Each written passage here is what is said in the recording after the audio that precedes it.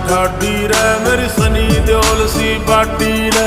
दूध दही का चस्का से एक पीला हाथ की काटी रे, पीला हाथ की काटी रे। ओ हाँ बनाई ठाडी रे मेरी सनी देओल सी बाटी रे।